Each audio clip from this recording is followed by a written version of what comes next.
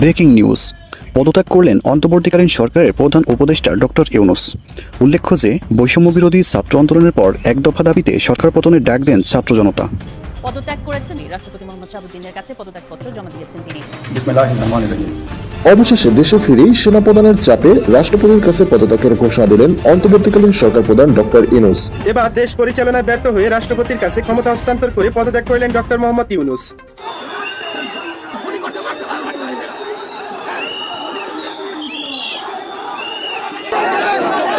প্রধান উপদেষ্টার বাসভবন যমুনার সামনে অবস্থান নিয়েছেন। পরে সেখান থেকে তাদের ছত্রভঙ্গ করতে পুলিশ টিয়ার শেল নিক্ষেপ করেছে। পুলিশ সদস্যরা কিন্তু ব্যারিকেড নিচে এবং সেই ব্যারিকেডও কিন্তু ভেঙে ফেলার চেষ্টা করছে এবং শিক্ষার্থীরা কিন্তু এগিয়ে যাচ্ছে। স্ক্রিনের এক অংশে আপনারা যে দৃশ্য দেখছেন সেটা এই মুহূর্তে ডক্টর ইউনূস সাহেবের বাসভবনের সামনের দৃশ্য। শত শত না, সম্ভবত হাজার হাজার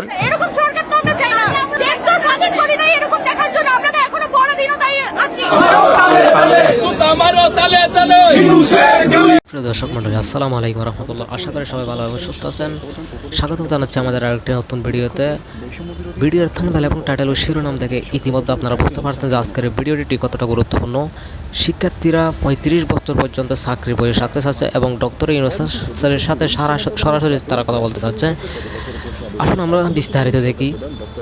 তার আগে যারা আমার চ্যানেল নতুন, চ্যানেলটি সাবস্ক্রাইব করে লাইক কমেন্ট শেয়ার করার সাথে থাকবেন।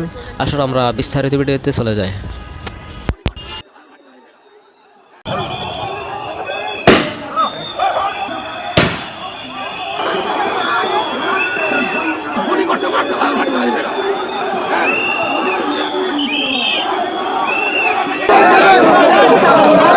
আমরা বৈষম্য বিরোধী আন্দোলন করেছি, আমাদের ছাত্র ভাইয়েরা জীবন দিয়েছে, আমাদের কথা কেন রাখবে না?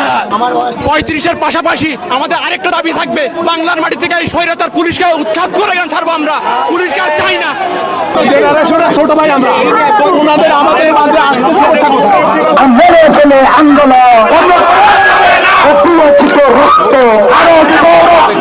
গুলিতে আহত হতে হবে কেন? তার মানে কি? তার মানে আগে সরকারের আমলে যারা আন্দোলন করতো বলতো বিএনপি জামাত, আর এখন যারাই আন্দোলন করে তারাই ছাত্রলীগ। তাহলে কি এই দেশের ছাত্র সমাজরা কখনো কোন আন্দোলন করতে পারবে না? বলতে বাধ্য হচ্ছে যে চেয়ার বদলালেও কখনো নীতি বদলায় না। এবং সেই ব্যারিকেড কিন্তু ভেঙে ফেলার চেষ্টা করছে এবং শিক্ষার্থীরা কিন্তু এগিয়ে যাচ্ছে।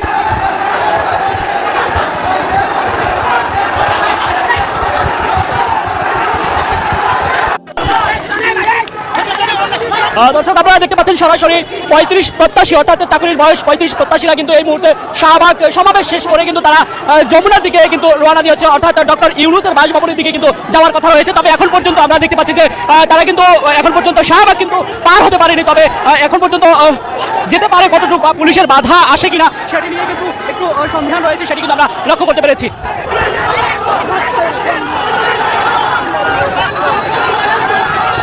আমরা দেখতে পাচ্ছি পুলিশের বাধার মুখে কিন্তু ইতিমধ্যে পড়ে গিয়েছে 35 প্রত্যাশীরা, সেটি কিন্তু আমরা লক্ষ্য করতে পেরেছি এবং বাধা উপেক্ষা করে কিন্তু আমরা দেখছি যে তারা কিন্তু চলে গিয়েছে, সেটি কিন্তু আমরা লক্ষ্য করতে পারছি। এই মুহূর্তে কিন্তু আমরা দেখছি যে শাহবাগ চত্বরটিতে কিন্তু তারা চলে এসেছে এবং পুলিশের বাধা উপেক্ষা করে কিন্তু তারা যমুনার দিকে যাচ্ছে, এমনটা কিন্তু তারা জানিয়েছে, সেটি কিন্তু আমরা পাচ্ছি। তবে বেশ কিছু পুলিশ সদস্যরা কিন্তু বাধা দেওয়ার চেষ্টা করেছে এবং সেই বাধা ভেঙে কিন্তু তারা শাহবাগ মূল চত্বরটি থেকে কিন্তু এসে পড়েছে, সেটি দেখছি। এবং তারা কিন্তু কোথায় যাবেন? আপনারা এখন কোথায় যাবেন? সবাই চাইল বর্তমান সরকারকে যদি সহি করতে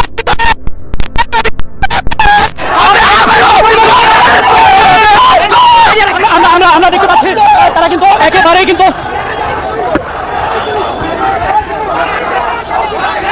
আপনারা কোথায় যাচ্ছেন? আমরা কোথায় যাচ্ছি?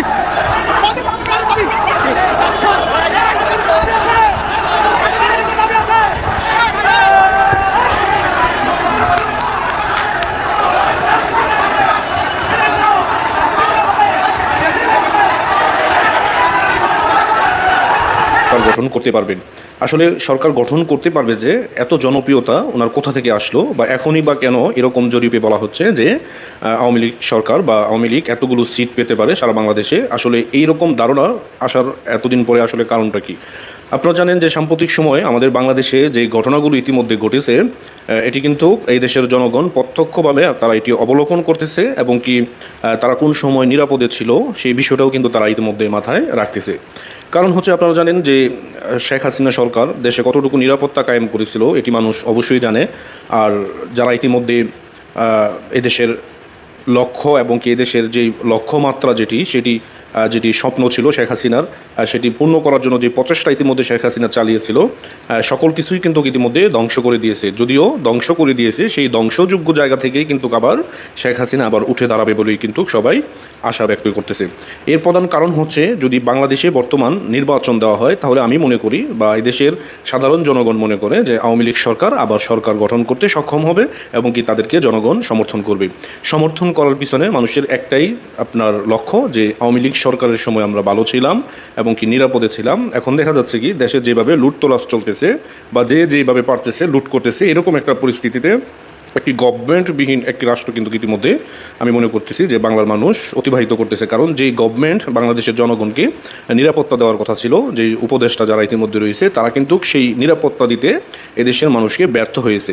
আর আমি মনে করি যে তাদের এই ব্যর্থতার দায় নিয়ে দ্রুত সময়ে তাদেরকে পদত্যাগ করে তাদেরকে আপনার ক্ষমতা থেকে নামিয়ে দেওয়া উচিত। কারণ এগুলো হচ্ছে জনগণের জানমাল যদি কেউ নিরাপত্তা দিতে না পারে তাহলে সেই দেশে ওই রাষ্ট্রপ্রধান বা যে উপদেষ্টাই বলেন না কেন তাদের থাকার কোনো অধিকার নেই।